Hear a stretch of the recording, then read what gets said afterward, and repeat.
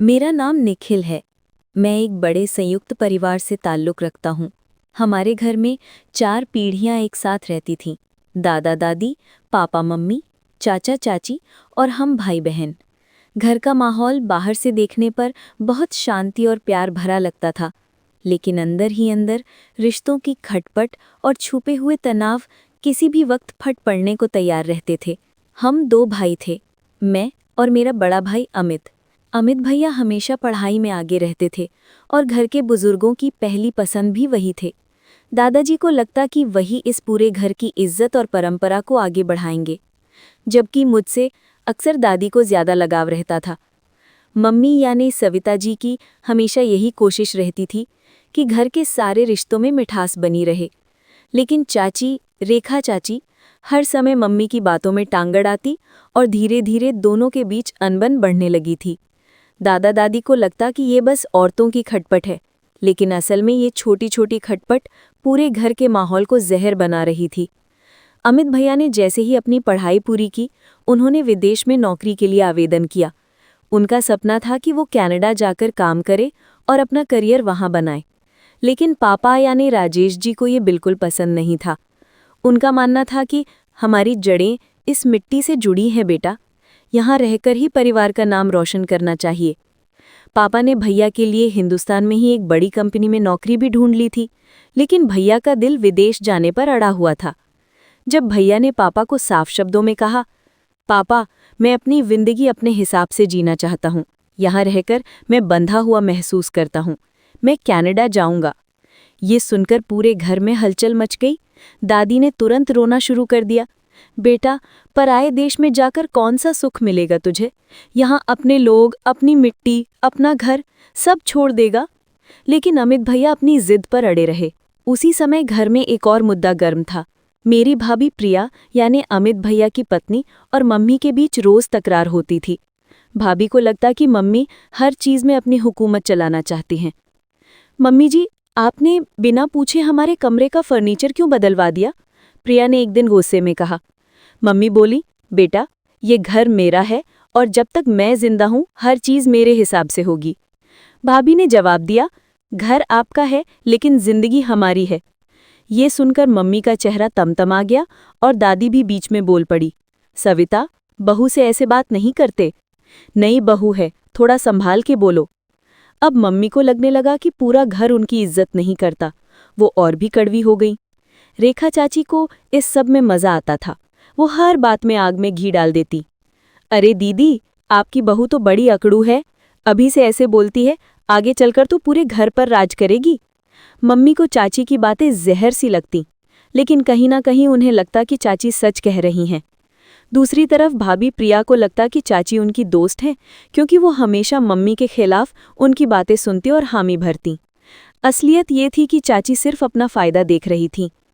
इन्हीं झगड़ों के बीच दादाजी ने एक दिन पूरे परिवार को इकट्ठा किया और कहा, अब ये घर बिखरता जा रहा है, कोई एक फैसला करना होगा। अमित, अगर तू कनाडा जाना चाहता है तो जा, लेकिन ये मत भूलना कि तेरे पीछे ये घर भी है। और निखिल, तुझे यहीं रहकर इस घर को संभालना होगा। ये सुनकर मैं हैरान रह गया। मैं तो हमेशा अपने भाई के साए में रहा था, मुझे कभी इतना बड़ा जिम्मा नहीं मिला था, लेकिन अब दादाजी ने मुझे पूरे परिवार का आधार मान लिया।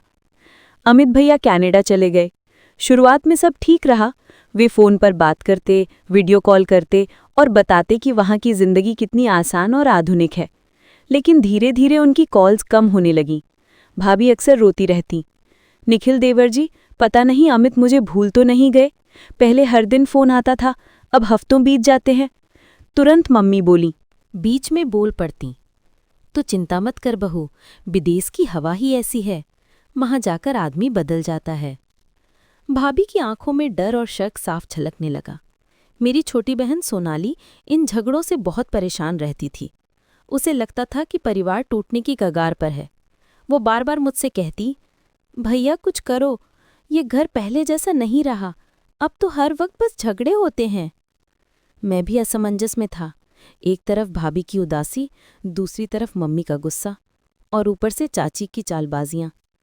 करीब 6 महीने बाद एक दिन अचानक कनाडा से एक खबर आई। अमित भैया की कंपनी ने मेल किया था कि पिछले 3 हफ्तों से वे ऑफिस नहीं आ रहे। फोन भी बंद है। ये सुनकर पूरे घर की हवा जैसे रुक गई। दादी बेहोश हो गई। मम्मी चिल्लाने लगी, मैंने कहा था ना, मैंने कहा था कि पराये देश मत जा, देख लिया अंजाम। भाभी प्रिया रोते हुए बोली, नहीं मम्मी जी, ऐसा नहीं हो सकता, अमित ठीक होंगे। लेकिन असली सवाल ये था कि भैया आखिर गए कहाँ। उस रात घर में कोई नहीं सो पाया। हर किसी के मन में अलग अलग शक था। मम्मी को लग रहा था कि भाभी का इसमें कोई हाथ है। भाभी को डर था कि शायद अमित किसी मुसीबत में फंस गए हैं। चाची को बस इस बात की खुशी थी कि अब घर में और भी झगड़े होंगे। और मैं सोच रहा था कि कहीं इस सब के पीछे कोई ऐसा राज तो नहीं जिसे भैया हमसे छुपा रहे थे। घर का माहौल सास बहू सीरियल की तरह उलझता जा रहा था। रिश्तों की गांठें और कसती जा रही थीं। और उस रात दादाजी ने धीरे से मुझे कहा, निखिल, अगर इस घर को टूटने से बचाना है तो तुझे सच्चाई का पता लगाना ही होगा। सुबह का तूफान। अमित भैया के गुम होने की खबर को आए अभी 2 दिन ही हुए थे कि पूरे घर का माहौल बिल्कुल बदल गया।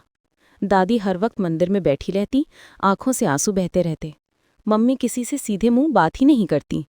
भाभी प्रिया की हालत सबसे बुरी थी। वो पूरे दिन खिड़की पर बैठी रहती, जैसे अभी फोन बजेगा और भैया की आवाज़ सुनाई देगी।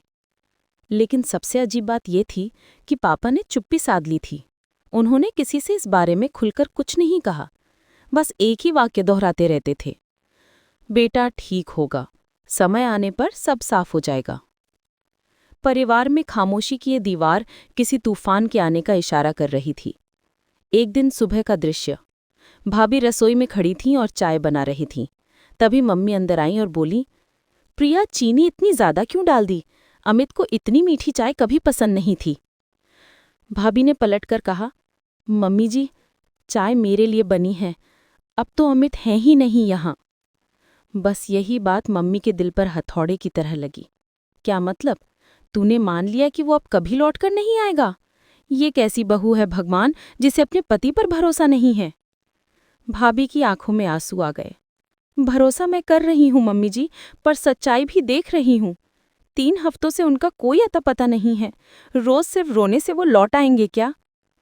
मम्मी ने तमतमाते हुए कहा, तेरे शब्द सुनकर लगता है कि तुझे ही कुछ पता है। साफ साफ बता प्रिया, तेरा अमित से झगड़ा हुआ था क्या? कहीं तू ही तो वजह नहीं कि वो वहां से गायब हुआ? ये सुनकर भाभी सुन रह गई। उनकी आंखों में दर्द और अपमान की लकीरें साफ दिख रही थीं। रेखा चाची ये सब चुपचाप दरवाजे पर खड़ी सुन रही थीं। बाहर आते ही उन्होंने दादी से कहा, अरे माँ जी, मैंने तो पहले ही कहा था, ये बहू ठीक नहीं, यही वजह है अमित के बदल जाने की। और अब तो देखिए कैसे रोने का नाटक करके सबका दिल जीत रही है। दादी ने गुस्से में कहा, रेखा, तू हर वक्त आग लगाने का काम ही करती है। घर पहले ही बिखरा पड़ा है, अब और मत बिगाड़। लेकिन चाची हंसते हुए बोली, मैं तो सच कह रही हूँ माँ जी, आप ही देखना आगे आगे और क्या क्या खेल होंगे इस घर में। मेरी छोटी बहन सोनाली ये सब सुन रही थी। उसने मुझसे कहा, भैया, ये घर अब घर जैसा नहीं रहा, सब एक दूसरे पर शक कर रहे हैं। मुझे लगता है कि इसमें कोई गहरी बात है जो हमें पता ही नहीं। मैंने सोनाली को शांत करते हुए कहा, हाँ बहन, मुझे भी लग रहा है कि भैया के गुम होने की असली वजह कुछ और ही है, लेकिन मुझे सच का पता लगाना ही होगा।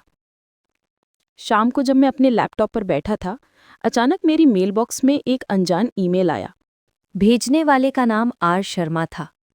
मेल में लिखा था, अगर अमित को ढूंढना है तो परिवार के अंदर ही झांको, सच्चाई बाहर नहीं, घर की चारदीवारी के अंदर छिपी है। ये पढ़कर मेरी सांस रुक गई। कौन था ये? क्या सच में घर के अंदर कोई राज छिपा था? मैंने मेल पापा को दिखाना चाहा, लेकिन फिर सोचा कि शायद वे मुझे गंभीरता से न लें। मैंने चुप रहना ही बेहतर समझा। धीरे धीरे घर के सदस्य एक दूसरे से दूरी बनाने लगे। मम्मी भाभी से सीधा सामना करने से बचती। भाभी चुपचाप अपने कमरे में रहने लगी। दादी हर रोज भगवान से प्रार्थना करती। और पापा, वे अब ज्यादातर ऑफिस में ही रहने लगे। ऐसा लगता था जैसे हर किसी के दिल में अपने अपने शक पनप रहे हों। पड़ोस में भी अब बातें होने लगी। अरे सुना क्या, राजेश जी का बेटा विदेश में गायब हो गया। हाय हाय, कैसी बहू मिली है, अभी 1 साल भी नहीं हुआ शादी को और ये हादसा। घर जितना बड़ा उतनी ही बड़ी मुसीबतें। ये बातें सुनकर सोनाली का मन टूटने लगा। भैया, लोग हमारा मजाक उड़ा रहे हैं, कुछ करो ना। मैंने उसकी आंखों में देखते हुए कहा, सोनाली, मैं वादा करता हूँ, भैया को ढूंढ कर लाऊंगा, और अगर कोई इस घर में गुनहगार है तो उसे बेनकाब भी करूंगा। एक रात मैंने देखा कि भाभी अपने कमरे से चोरी चोरी बाहर निकली और छत पर चली गई। मैंने उनका पीछा किया। वहां पहुंचकर मैंने देखा कि वो किसी से फोन पर धीरे धीरे बात कर रही थी। उनके शब्द मेरे कानों तक पहुंचे। हाँ, मैं समझती हूँ, लेकिन अब और इंतजार नहीं कर सकती। सब शक करने लगे हैं, जल्दी कुछ करना होगा। ये सुनते ही मेरा दिल कांप उठा। किससे बात कर रही थीं भाभी? और क्या कुछ करना होगा का मतलब था? जब मैंने उन्हें अगले दिन इस बारे में पूछा तो उन्होंने साफ इनकार कर दिया। निखिल, तुम गलत समझ रहे हो, मैंने किसी से बात नहीं की। उनकी आंखों में एक डर था। दादाजी, जो अब तक चुप थे, अचानक बोले, निखिल, मुझे लगता है ये सब कोई संयोग नहीं है। जब से अमित गया है, घर के हालात अजीब से हो गए हैं। मुझे शक है कि परिवार में ही कोई ऐसा है जो नहीं चाहता कि वो वापस लौटे। लेकिन दादाजी, ऐसा कौन कर सकता है? मैंने घबराकर पूछा। दादाजी ने गहरी सांस लेकर कहा, जिसके पास सबसे ज्यादा फायदा है वही दोषी हो सकता है। उनकी आंखें एक पल को मम्मी पर और फिर भाभी पर टिक गईं। अब हालात ये थे, मम्मी को लग रहा था कि भाभी ने अमित को बदल लिया है। भाभी को लग रहा था कि मम्मी उन्हें दोषी ठहराना चाहती है। चाची हर जगह अफवाहें फैला रही थी। पापा और दादाजी चुपचाप अपनी अपनी सोच में उलझे हुए थे, और मैं बीच में फंसकर हर किसी को देख रहा था। करीब 1 महीने बाद अचानक भाभी के फोन पर कॉल आया। नंबर कनाडा का था। भाभी ने घबराकर रिसीव किया। हेलो अमित, तुम हो? लेकिन दूसरी तरफ से किसी ने सिर्फ इतना कहा, प्रिया, सब खत्म हो गया है, और फोन कट गया। भाभी वहीं गिर पड़ी। घर में चीख पुकार मच गई। पुलिस में शिकायत की गई, लेकिन वहां से जवाब आया कि अभी तक अमित का कोई सुराग नहीं मिला। भाभी की हालत बिगड़ती जा रही थी। मम्मी अब खुलकर कहने लगीं, देखा, यही सब इसके कारण हुआ, पता नहीं अमित कहाँ फंस गया। और चाची धीरे से बोली, कहीं ऐसा तो नहीं कि बहू को सब पहले से पता हो? मैंने भाभी को देखा। उनकी आंखें डरी हुई थी, लेकिन उनमें कहीं न कहीं एक ऐसा सच छिपा था जिसे वो हमसे छुपा रही थी। दादाजी ने मुझे अकेले बुलाया और कहा, निखिल, अब सिर्फ तू ही इस घर को बचा सकता है। याद रख, हर सवाल का जवाब इस घर की किसी न किसी कमरे में छुपा है। मेरे दिल में एक ही सवाल गूंज रहा था, क्या सचमुच अमित भैया कहीं फंसे हुए हैं, या ये सब किसी करीबी की चाल है? अमित भैया के कनाडा से आए आखिरी फोन कॉल, प्रिया, सब खत्म हो गया के बाद घर जैसे किसी अंधेरी रात में डूब गया। मम्मी मंदिर में लगातार अगरबत्ती जलाती, दादी रोज भगवान से प्रार्थना करती कि मेरा पोता सुरक्षित वापस आ जाए, और भाभी प्रिया की हालत दिन ब दिन बिगड़ती जा रही थी। लेकिन सबसे ज्यादा बेचैन मैं था। हर रात वही ईमेल मेरे मन में गूंजता रहता, सच्चाई घर की चहारदीवारी के अंदर छिपी है। कौन था आर शर्मा, और उसे हमारे घर के बारे में इतना कैसे पता? एक रात मैं पानी पीने उठा तो देखा भाभी कमरे के एक कोने में बैठी अमित भैया का फोटो थामे रो रही थीं। भाभी, कभी कभी सच बता दो तो दिल हल्का हो जाता है, मैंने धीरे से कहा। वो सिसकते हुए बोली, निखिल, अगर मैं सच बोल दूं तो ये घर टूट जाएगा। मैं चौंक गया। मतलब? बस इतना समझ लो, अमित के गुम होने के पीछे कोई पराया नहीं था। भाभी की ये बात मेरे रगों में बिजली की तरह दौड़ गई।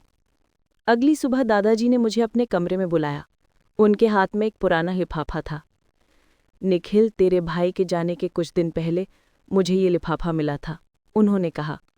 उसमें कई कागज थे, कुछ बैंक स्टेटमेंट, कुछ प्रॉपर्टी के कागज, और एक नोट जिसमें लिखा था, अगर कुछ गलत हो गया तो मेरी फाइल रेखा के पास मिल जाएगी।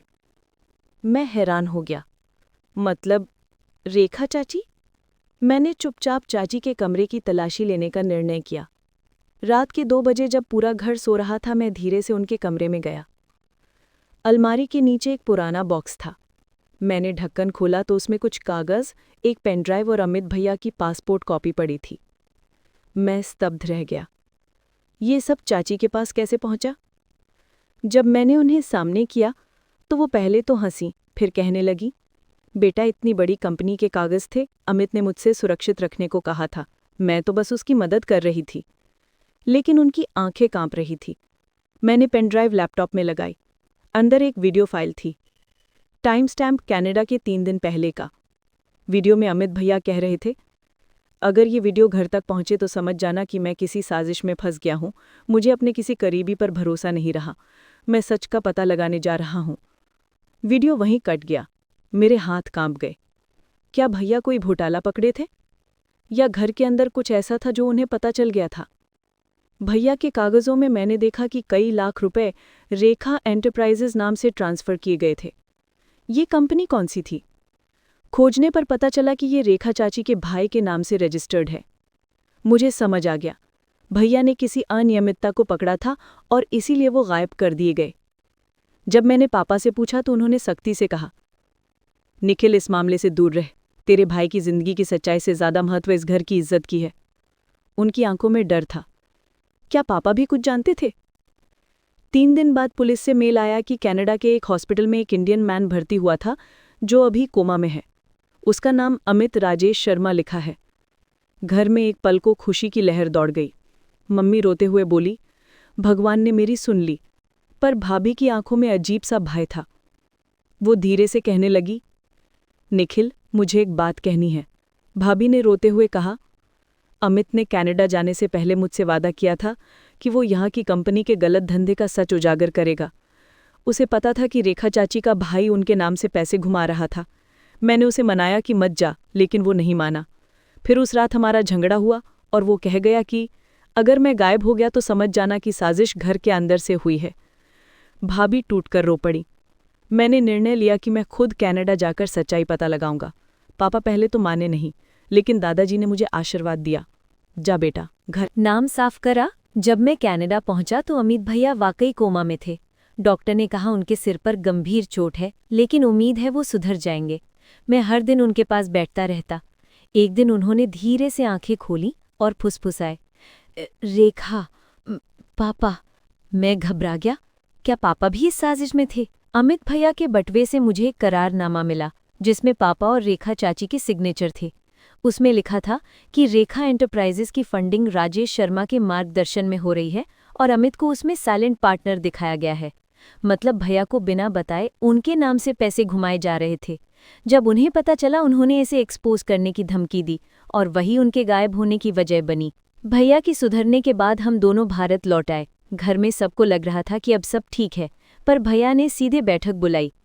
पापा, चाची, आप दोनों ने जिसे धंधा कहा वो दरअसल धोखा था। मेरे नाम से पैसे घुमाकर आपने कानूनी जोखिम में मुझे डाल दिया। जब मैंने रोका तो आप लोगों ने मुझे खत्म करवाने की कोशिश की। पापा चुप थे। रेखा चाची साफ मुकर गई, पर भैया ने पुलिस को वो करारनामा और वीडियो दे दिया। पुलिस ने पूछताछ की तो रेखा चाची ने कबूल किया कि उनके भाई ने अमित को मारने की कोशिश की थी, पर वो बच गए। पापा ने भी स्वीकार किया कि उन्होंने सिर्फ कंपनी बचाने के लिए ये खेल खेला था। दादाजी के आंसू निकल पड़े। जिस घर को मैंने संभाला उसका अंत मैं ऐसा देख रहा हूँ। रेखा चाची का परिवार घर छोड़ गया। पापा ने सभी प्रॉपर्टी दादाजी के नाम वापस की और माफी मांगी। मम्मी अब भाभी से कहने लगी, बहू, तू सबसे सच्ची निकली। तू ना होती तो हमारा घर टूट गया होता। भाभी ने पैर छूकर कहा, मम्मी जी, घर टूटता नहीं, टूटने से पहले सुधारा जा सकता है। दोनों के बीच बरसों की दूरी एक झटके में घुल गई। सोनाली ने कहा, अब ये घर फिर से वही पुराना घर बन गया है जिसमें हंसी थी, प्यार था। दादी मुस्कुरा पड़ी, हाँ बेटा, अब इस घर में फिर से सुरक्षा की घंटी बजेगी। अमित भैया ने कहा, अब मैं फिर से विदेश नहीं जाऊंगा, यहीं रहकर ईमानदारी से काम करूंगा और सबसे पहले इस घर का कर्ज उतारूंगा। भाभी ने उनका हाथ थाम लिया। आज सालों बाद जब मैं ये सब लिख रहा हूं तो समझ पाता हूं कि रिश्तों का सबसे बड़ा सस्पेंस भरोसे का टूटना होता है। सास बहू, दादा दादी, भाई बहन, हर रिश्ता अगर भरोसे से बंधा रहे तो कोई भी साजिश घर को नहीं तोड़ सकती। हमारा घर अब फिर से एक है। दादी की मुस्कान वही पुरानी है। मम्मी अब भाभी के साथ रसोई में मजाक करती हैं।